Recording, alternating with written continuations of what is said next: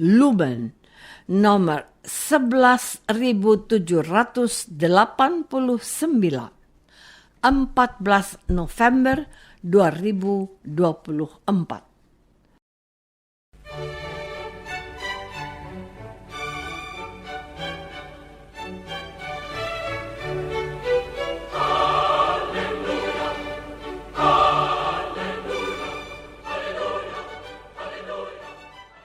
Saudara pendengar di segenap penjuru tanah air, selamat bergabung dengan Lumen Indonesia. Lumen Indonesia, siap melayani Anda setiap hari. Saudara terkasih, marilah kita bersatu dalam Tuhan kita Yesus Kristus yang tidak berubah dahulu, sekarang, dan selama-lamanya. Allah Sang Maha Rahim mengasihi dan menerima sebagaimana adanya kita. Allah Bapa kita di surga senantiasa bersedia menolong, menghibur, dan meneguhkan kita dalam menghadapi segala permasalahan hidup sehari-hari.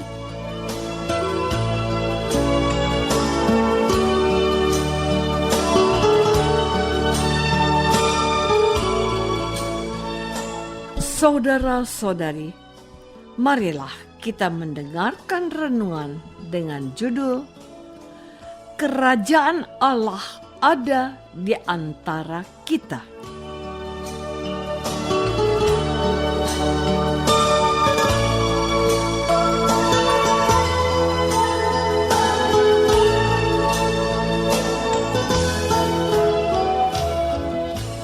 Yang berdasarkan pada Injil Lukas bab 17 ayat 20 dan 21.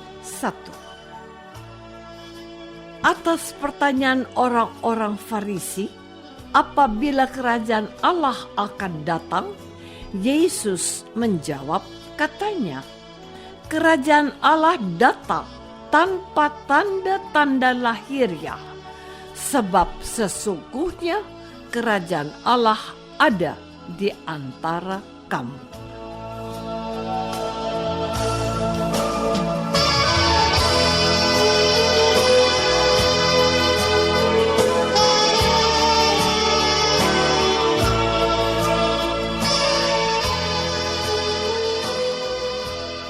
Dalam nama Bapa dan Putra dan Roh Kudus.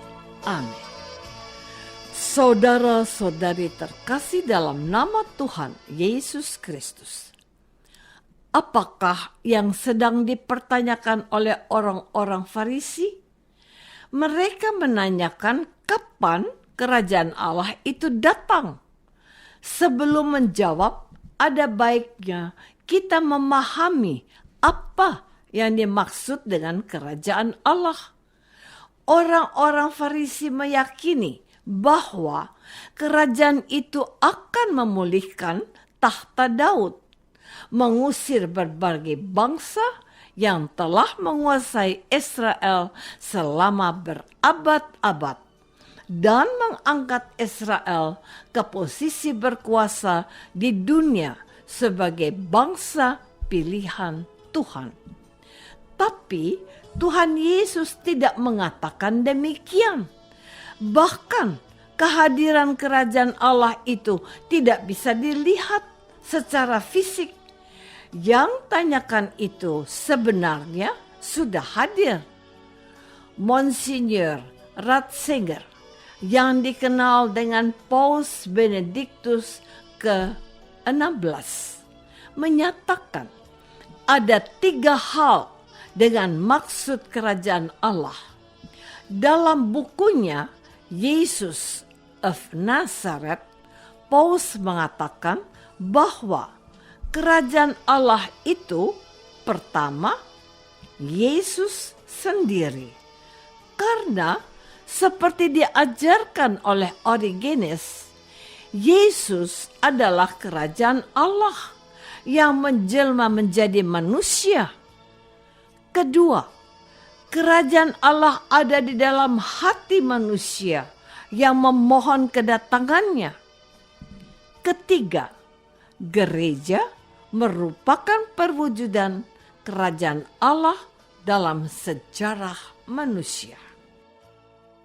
Saudara-saudari terkasih, kalau orang Farisi mempertanyakan kapan kerajaan Allah itu hadir, artinya mereka ingin Yesus mengatakan kekuasaan yang besar dan hebat seperti masa Raja Daud di mana Israel tidak dijajah oleh orang asing.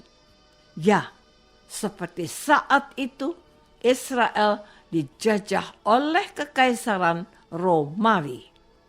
Maka tepatlah kata Tuhan Yesus berkata bahwa kerajaan Allah yang dimaksudkan oleh mereka bukanlah yang dimaksudkan oleh Yesus. Kerajaan Allah hadir tanpa tanda-tanda lahiriah seperti yang mereka bayangkan, atau kehadirannya ada di suatu tempat. Kerajaan Allah itu sudah hadir, yaitu tepat di dalam diri Tuhan Yesus sendiri. Ketika orang-orang Farisi itu bertanya, kapan kerajaan Allah itu hadir? Mereka tidak melihat. Kerajaan Allah itu hadir dalam diri Yesus. Yesus yang berkuasa dalam firman-Nya. Firman itu telah menjadi manusia. Dengan firman-Nya, Yesus menyembuhkan orang sakit. Dengan firman-Nya, Ia mengadakan mujizat. Yesus menjadikan orang-orang mengalami sukacita oleh kehadirannya di antara mereka.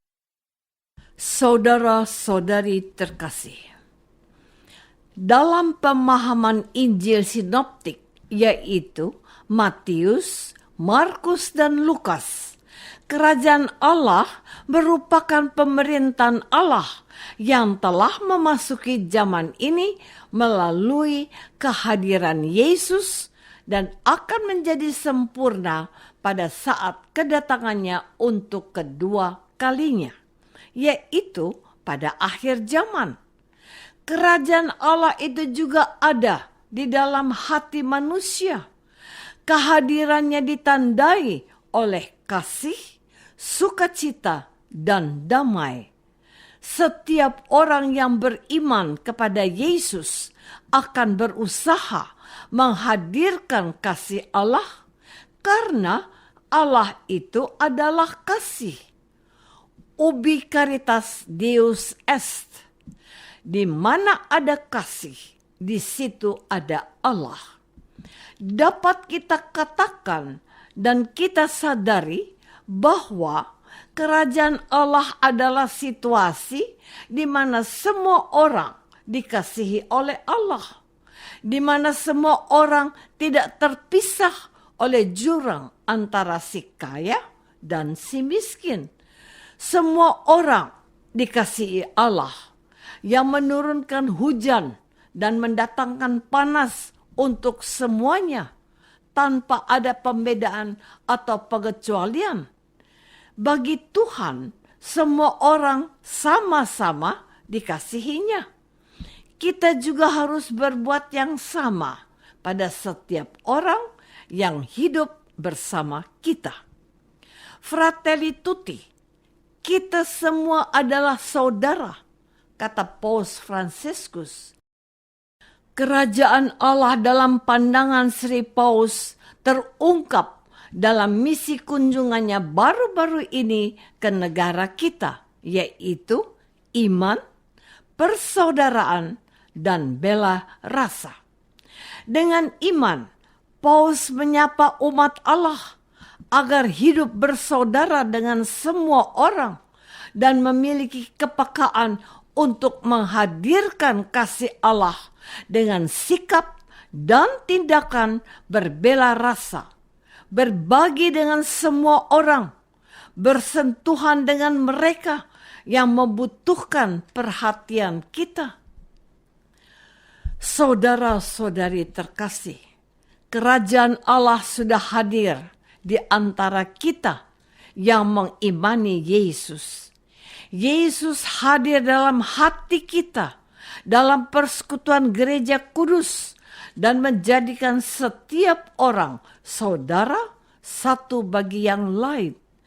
Kehadiran Yesus harus diwujud nyatakan kembali melalui sikap-sikap berbela rasa dengan mereka yang miskin, tersingkir, tak berdaya, dan berkebutuhan khusus, yaitu para difabel.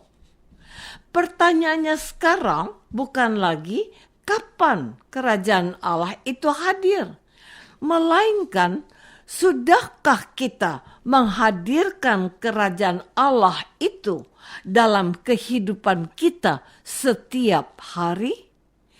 Bukankah kita sudah dianugerahi iman olehnya menjadi anggota gereja dan satu saudara di dalam Kristus? Maka kini saatnya bagi kita untuk menampakkan kembali wajah Yesus yang hadir dan menyapa semua orang dengan sentuhan kasih nyata yang dapat dirasakan oleh semua orang, khususnya mereka yang miskin. Kerajaan Allah itu hadir dalam diri Yesus yang mengasihi semua orang dan menjadikan mereka saudaranya karena menaati firman-Nya dan melaksanakannya juga. Tugas kita adalah menghadirkan kembali Yesus yang datang untuk menyelamatkan semua orang dengan kasih-Nya sendiri.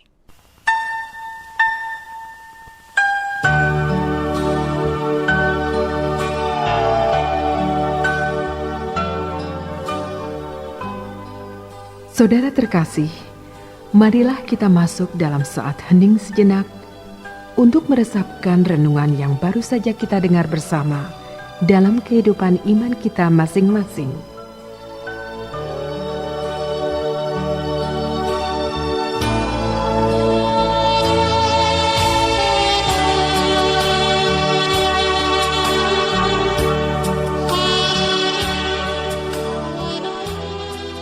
Apakah aku sudah menghadirkan kerajaan Allah melalui tindakan kasih untuk orang-orang yang berkebutuhan khusus dalam hidupku?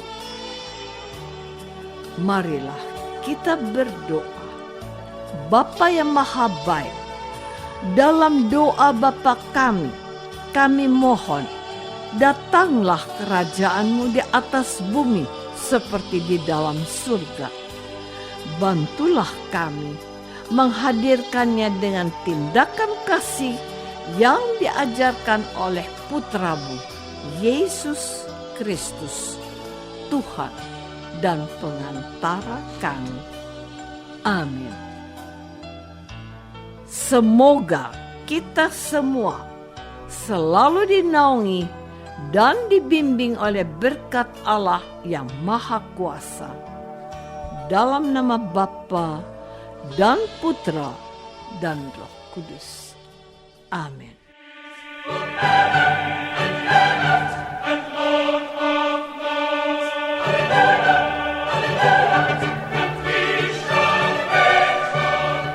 Dengan penuh kasih dan sukacita, Lumen Indonesia mengundang saudara-saudara seiman di segenap penjuru tanah air.